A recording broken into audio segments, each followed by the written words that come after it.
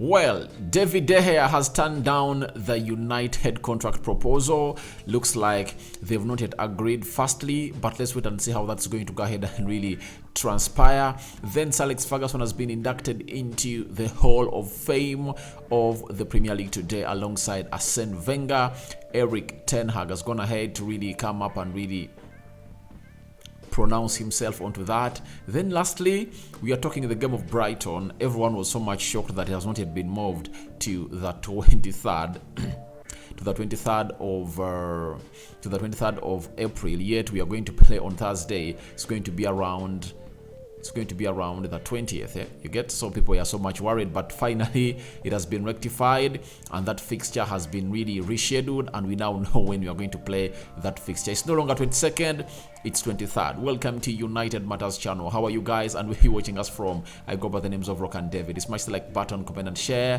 If at all you're watching us for the very first time, lower right bottom corner is the place to be. Smash the black button that has the word subscribe. After smashing it, hit the notification bell. That will enable you get notified every time I upload a video onto this channel. Now, on the 19th of April, we happened to knock Fulham out from the FA Cup quarterfinals, and obviously really went through to the semi-finals. And people were so much concerned that the date that was really scheduled for us to play the FA Cup semi-final was just two days from us playing at Old Trafford against Sevilla, and it never made any sense. You get, you can't see a team like United play on Thursday and then skip one on Friday and then play on Saturday. Now that fixture has been refixed and rescheduled. So we've been told, it's official coming in from the FA, that Manchester United will face Brighton and Hull Albion in the Emirates FA Cup semi-final at Wembley on Sunday 23rd April. The game will kick off at 16:30 British Standard Time, and it comes in at a very good moment because this needed to be rectified. You get, however much I was anticipating it to come, but they took long. Why have they taken long to really put out such a statement? Did they want the international break to first get done and then find themselves in a position of really breaking the story such that it really gets the required mileage? But it's good for us to see it that we are going to play Brighton on 23rd. I think those are going to be like 3 days after us playing against Sevilla at Old Trafford, and that will see players like Eriksen available, Casemiro available, Varane will be available, Antoine Martial will be available. So to me, I think we are going to find ourselves in a finale against Man City. That's it, because Man City is going to easy past Sheffield Wednesday on the 22nd. So I think we are going to beat Brighton. We are going to beat them because we are going to be having a fully fit squad that is going to be available. Casemiro's ban would have been really ended because he's serving a 4-match ban. He has served 1 game so far against Fulham. He has Newcastle, Newcastle, Brentford and Everton. Those are the 3 games that Casemiro is left with. So after serving all those bans, then he would have played on Thursday against Sevilla. Not so? Right. And then on Sunday, he will be playing against Brighton. So as it stands, it really looks great. And by the way, I'm sorry, on the 22nd, what is it? Is it going to be the 19th? Old Trafford? Yeah, it's going to be Old Trafford. So you're going to be playing on the 19th at Old Trafford. Then it's going to be 20th, right? 20th at Old Trafford against Sevilla. 23rd Sunday, we are going to be playing away at Wembley. So that's the update I wanted to start this story with because it's so much important and vital to you, especially the viewers of United Matters channel, and I think you take it in a very good regard as far as this is concerned. Now we are having a story of David De Gea. David De Gea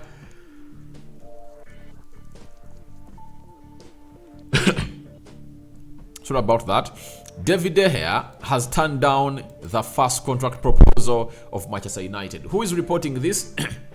It's obviously the United correspondent for The Athletic, known as Laurie Whitwell. He's telling us that David De Gea has turned down Manchester United's first contract offer of a new contract. But at this stage, negotiations are expected to reach a positive conclusion. Now, to me, all I understand in this is simple. David De Gea is not agreeing 125,000 salary pay cut. Trust me, he's not going to agree with that. He's not going to agree with that. He's not going to agree with that. I think the low he can go is 300,000 pounds. That's it. And for me, I believe he's in a very better situation because he knows he's one of the best goalkeepers in the world. Secondly, he's improving his ball distribution and goalkeeper and sweeping and ball sweeping tactics. His contract is expiring in June. Even if they happen to trigger his contract, he'll be left with 1 year on his contract. So that means he goes ahead, plays one more season at Manchester United, earning £375,000 a week. Then the season of 2024-2025, he'll be a free agent and will be getting in a good amount of money. And you never know how far he would have gone ahead to prosper. And teams like Newcastle, by that time, will be able to get him on and sign him because he's a decent goalkeeper that will be wanted at a team known as Newcastle, because Newcastle by then they would have gone ahead to find themselves in position of playing the Champions League. Even teams like Real Madrid might go in for him, Atletico Madrid, AS Roma, PSG. So to me, I think they are going to dance to the tunes of David De Gea. That's it. They are going to get him the amount of money that he wants. If not, he'll live on a free over match once he's at Manchester United, but it looks like it's not part of the plan. But amidst all that, we've been told by Laurie Whitwell that David De Gea recognizes that he must take a salary reduction to stay at Manchester United, but feels that his performances this season still rank him one of Ten Hag's most important players, and remuneration should follow accordingly. And he's right. He's right. He's right. David De Gea has saved us a lot, and Ten Hag has gone ahead to really go ahead and really hail him in very many games. That when you're having David De Gea, you're 100% secure that he's going to make those saves and keep your team into the lead. And obviously, look at the game of West Ham. He makes 2 worldies. If he doesn't make those worldies, the game is 3-0. And even if Willian is sent off all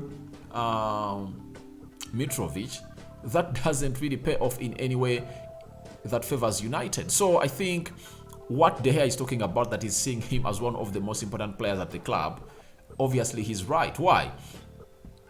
The role that Casemiro is doing is equivalent to the role that David De Gea is doing. Varane, you get Rashford. So if Casemiro is earning £360,000 a week, Varane earning £330,000 a week, that calls for David De Gea to be into that range. He's going to take a salary cut or a pay cut, but not to £250,000. I think he would want a minimum of like £300,000. I think if they tell him that take £75,000 off your salary, he'll accept it. And for me, I'm backing David De Gea on that. He deserves to be earning that amount of money because Casemiro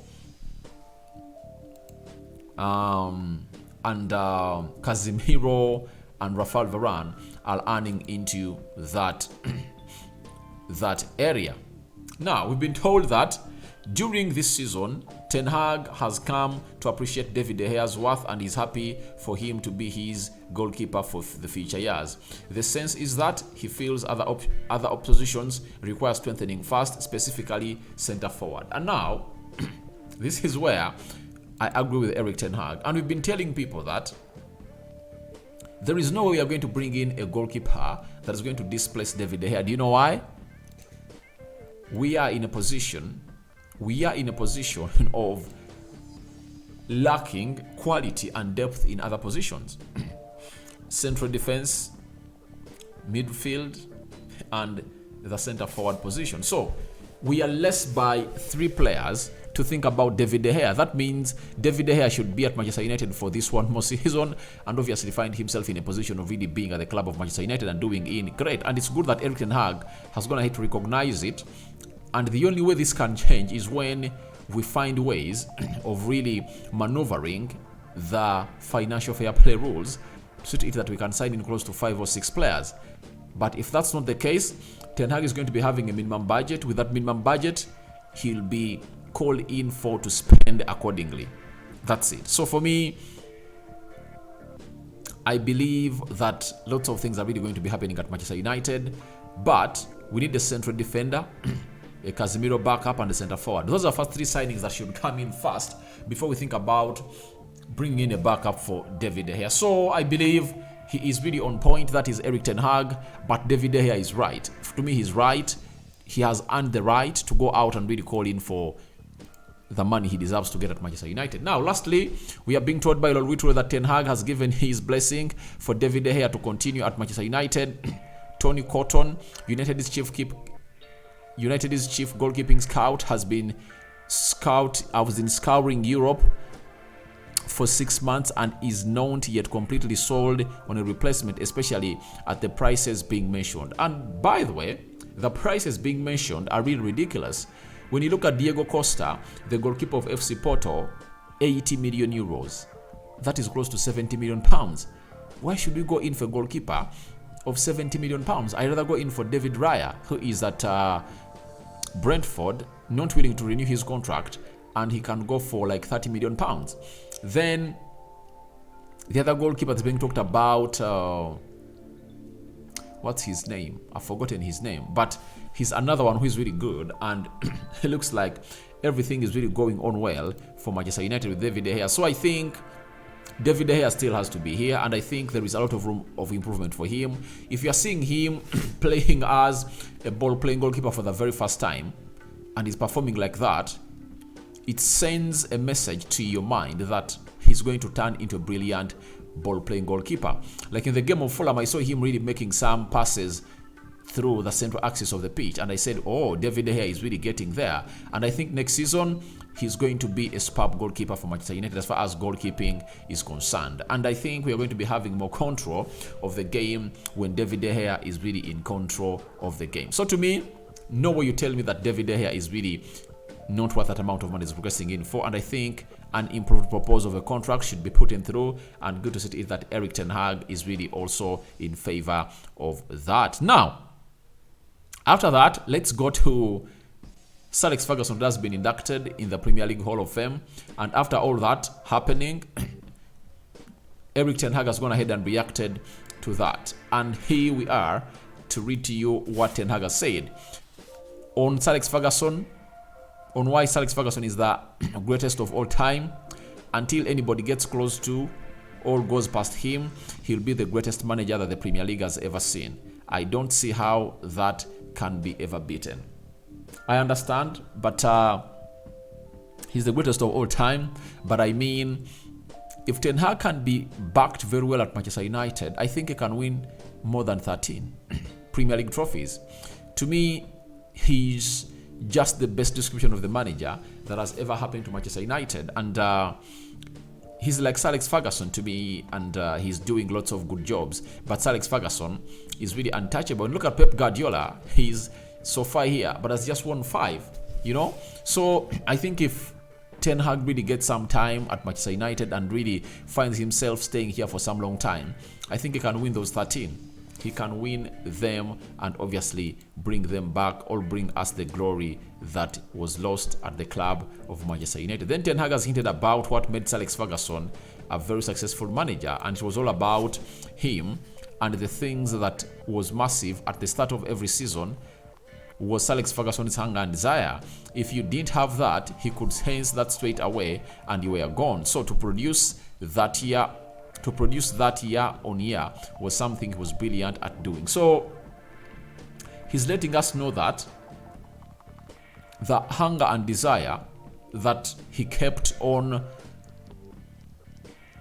yearning for more as a manager was one of those things that have kept him, that really made him one of the greatest managers in the Premier League. And if I told you a player and he noticed that the hunger is really dying and the desire is really running out of you, he throws you out of the team. And I think these are some of the conversations that they had when they really met before the Barcelona game.